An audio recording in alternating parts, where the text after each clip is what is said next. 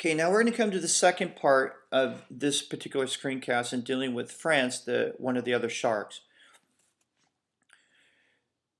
Again, the French Empire, and if you look here, is in yellow, and it's going to be, they're not going to form it haphazardly, but they're only going to allow fur traders and basically fur trappers and military people to settle over here, where England's going to allow just about anybody.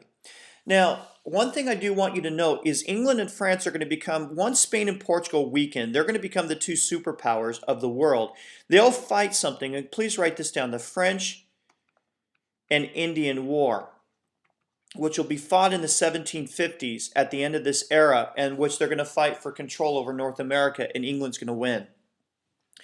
So the French Empire is going to be built, a lot of it, it's going to be built on fur.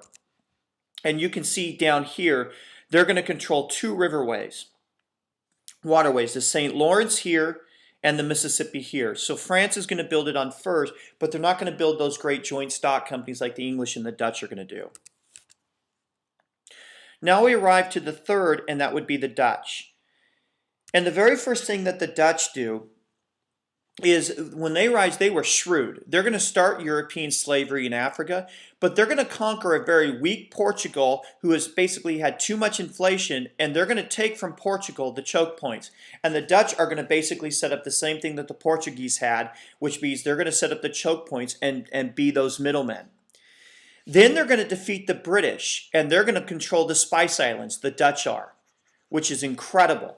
And when they do that, they're going to drive the British back to India.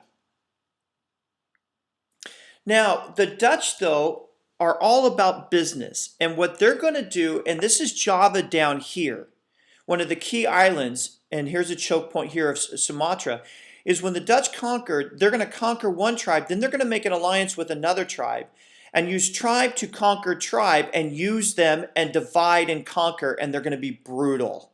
Absolutely brutal.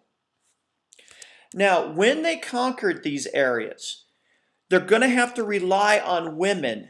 And if you look up here, West Sumatra, because in this area, there were a lot of this area was tribal. There were a lot of areas where these women were basically very, very powerful and had more power over trade and merchants than men did.